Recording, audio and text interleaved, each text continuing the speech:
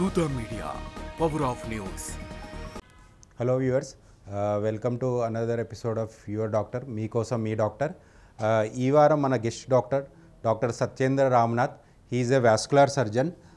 మనం ఈ ఎపిసోడ్లో వాస్కులర్ సర్జన్ అంటే ఏంటి, వాళ్ళు డీల్ చేసే డిజీజెస్ ఏంటి, ఎందుకు ఇది చాలా ఇప్పుడు ఎవాల్వింగ్ బ్రాంచ్ అయింది, దాని గురించి చాలా విషయాలు మాట్లాడుకుందాం.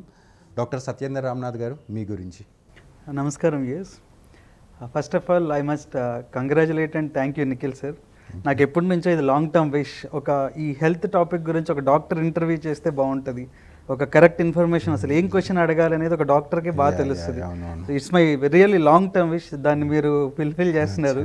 I think this is the first time you are doing it. I must really congratulate and thank you for the opportunity.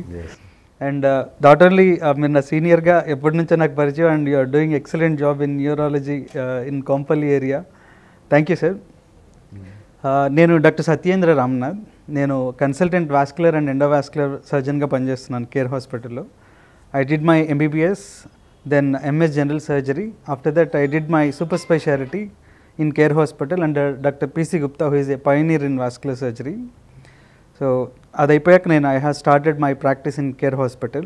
Doctor Satyendra, మనం యాజ్ ఏ న్యూరో సర్జన్గా చూస్తుంటాము స్ట్రోక్స్, సివిఏ. సో అందులో like we treat our treatment అనేది ఉన్నాయి.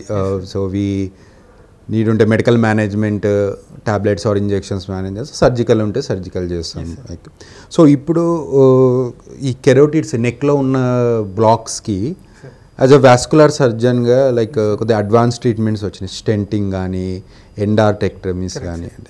So అసలు అంటే ఎలాంటి వాళ్ళకు ఈ మీ కెరోటిడ్ ఈ నెక్లో ఉండే స్టెంటింగ్స్ అవసరం పడుతూ ఉంటుంది?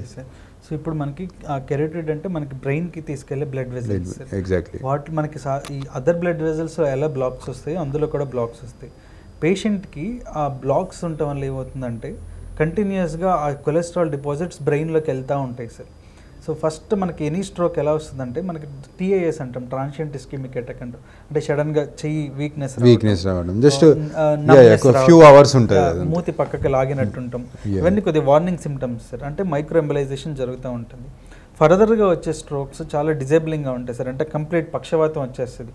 మీకు తెలుసు కదా, మన పక్షవాతం వస్తే not only patient, entire family will suffer. So మనం ఆ కెటాస్ట్రోఫిక్ స్ట్రోక్ ప్రివెంట్ చేయడానికి మనం కెరోటిడ్ ఇంటర్వెన్షన్స్ చేస్తాం. సో దానికి కామన్గా ఏం చేస్తామంటే డాప్లర్ చేసి కెరోటిడ్లో కనుక బ్లాక్ ఉంది అంటే తర్వాత CT యాంజియోగ్రామ్ చేసి పైన నెక్లో లోపల బ్రెయిన్ లోపల బ్లడ్ వెజల్స్ ఎలా ఉన్నాయి, మెడలో బ్లడ్ వెజల్స్ ఎలా ఉన్నాయి, ఇవన్నీ కూడా చూసుకుంటాం సార్. ఒకవేళ బ్లాక్ ఉంది అంటే అందులో మళ్ళీ సాఫ్ట్ బ్లాక్, హార్డ్ బ్లాక్ అని ఉంటాయి. అంటే గట్టిగా ఉందా, సాఫ్ట్గా ఉన్నాయి, చాలా ఇంపార్టెంట్ సార్. ఎందుకంటే అవే కంటిన్యూస్గా పైకి ఎంబలైజేషన్ అవుతూ ఉంటుంది.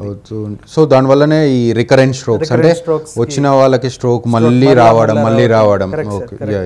సో ఆ recurrent stroke one of the main risk factors sir.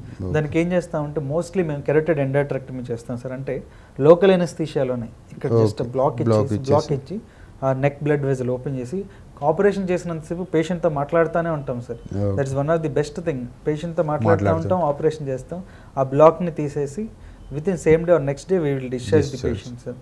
Stenting చాలా తక్కువ మందికి చేస్తాం. ఆల్రెడీ నెక్ సర్జరీస్ అయినాయి, ప్రీవియస్గా స్పాండిలైటిస్ ప్రాబ్లం ఉంది, మెడ వంచలేరు, ప్రీవియస్గా నెక్కి రేడియేషన్ అయింది, ఇట్లాంటి వాళ్ళలో మాత్రం మేము స్టెంటింగ్ చేస్తాం. But mostly endarterectomy simple procedure, we do it under local anaesthesia. మంచి రిజల్ట్స్ ఉంటాయి సార్. స్ట్రోక్లో మనం మేజర్ స్ట్రోక్స్ రాకుండా మనం సేవ్ చేయగలుగుతాం sir. Please subscribe to Dootha media. For more updates, please subscribe Dutta Media.